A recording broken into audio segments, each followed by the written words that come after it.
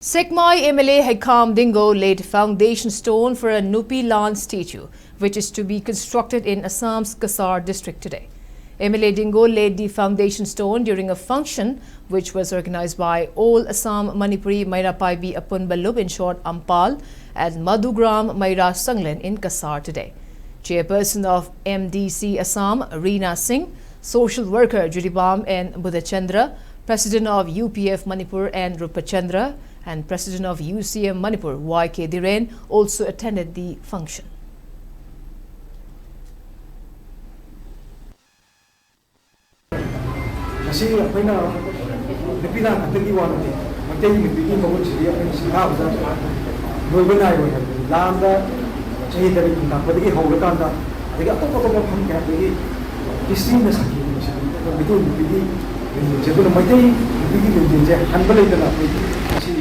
Unaidana leneraba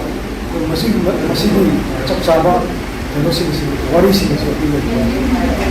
ai ban harun thalo ban harun thalo ban sing masigi ban manna isi bijato basagi ban thanga chani masigi naina basagi habise ai thamoi lo mo besmana jadi dunia ini